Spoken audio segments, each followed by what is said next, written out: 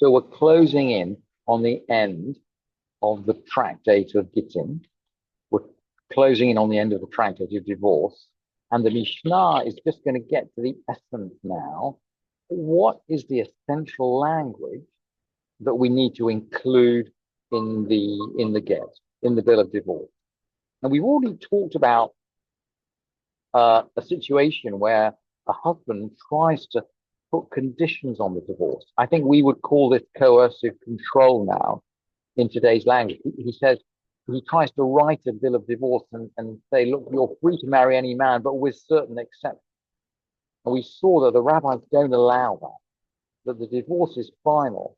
The husband doesn't have any control after he's handed over that document. And the Mishnah now asks, Gufo shall I get? The body of the get, i.e., what do we have to write in the get? And the first opinion brought in the Mishnah is, muteret l'chol adam. You can marry any man. And of course, this is the essence of the message from the previous two Mishnayot, that he's now permitted to marry any man whom he likes. And interesting, Rabbi Yehuda is going to disagree. Rabbi Yehuda says, okay, you have a document saying you can marry any man, but does that certify that you're divorced? Is that adequate?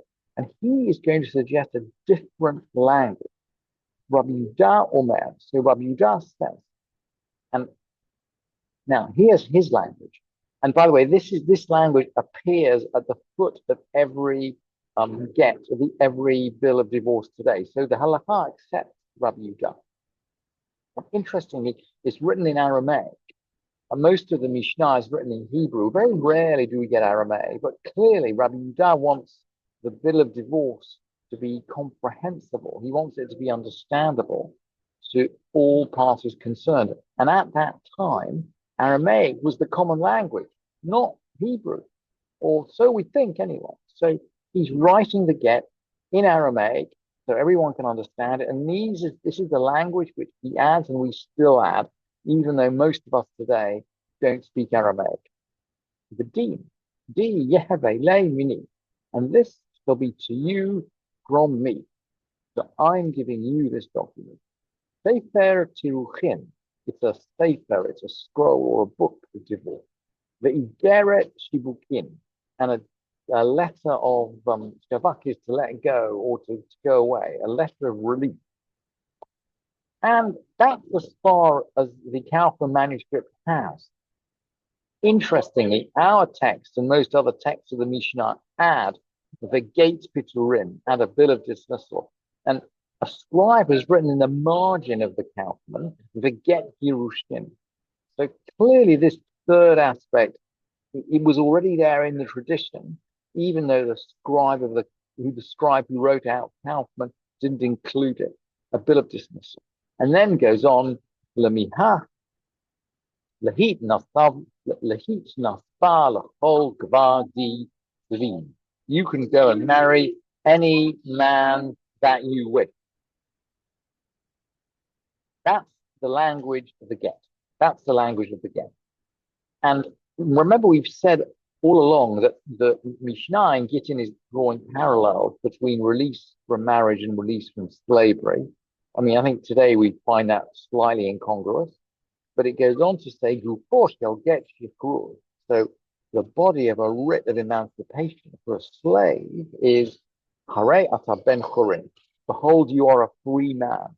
Interestingly, the text in most printed editions is in the feminine, behold, you are a free woman. But the Kaufman clearly has, you are a free man. Hare ata ben chorin, hare ata shel atzmach. Behold, you are to yourself, or you belong to yourself. You're a free man. It's very, very simple, very, very simple text on a get shachrur, a get of emancipation. Now, there are certain gittin which are invalid. So if this is the essence of what is in the get, what are the aspects that could make it invalid? And as usual, the Mishnah is interested in edge cases. So it explains, there are three gittin which are invalid. So from a primary point of view, we wouldn't let their recipient remarry. But if she does remarry, the child is fine. There's no question of mum's root. So these are edge cases in terms of the get. The get is invalid, but the child is fine if the woman does use it and remarry. So let's look at these three cases. So he wrote it on his own hands, and there are no witnesses on it. Now, we've said it, the essence. Well, we'll see how this plays out. We learned early on that the witnesses only sign the get because of tikkun olam. How do you know that a get is valid unless you have the signature of the witnesses on it? But in principle, Deraita, it is valid without witnesses. So Katab Yachtav Yadov Ein Alav Eidim. He's written it in his own hand, presuming he's given it, but we don't have witnesses. So the get is pasul, but if the woman remarries, the children are fine. Vish Alav Eidim Ve'ein Bozman. So there are witnesses, but there's no date.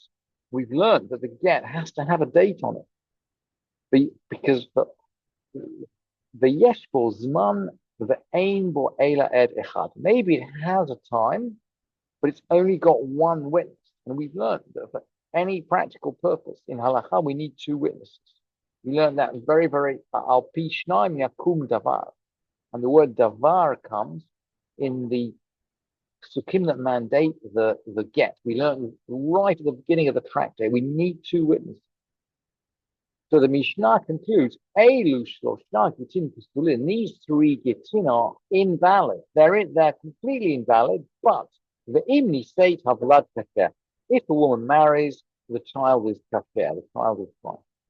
Rabbi Eliezer Omer, afal pish ein alav eidim, eile shenatnu la bifnei edim kafir. Rabbi Eliezer says, even if there are no witnesses on it, as long as he gave it to her in the presence of witnesses, it's kasher. In other words, for Rabbi Eliezer, giving of the get is the essence in the presence of the witnesses. And for Rabbi Eliezer, the witnesses don't have to sign. So he's relying on the fact that the witness's signature is only for reasons of tikkun olam. It's only for repair. And so he goes on to rule. So the get is kasher, the gova mina chasim mishubadim. So she can recover her ketubah from mortgage property. The ein ha'edim chotmim al haget ela mipnei tikkun olam, because the witnesses only sign on the get because of tikkun olam. And we can see as we're closing the tractate that the Mishnah of Gittin right the way through has been about just as much about repair as it's been about breakage. And the halachot of tikkun olam are taught in the Mishnah of Gittin, and we're going to mention Gittin in the final chapter as we're closing the tractate.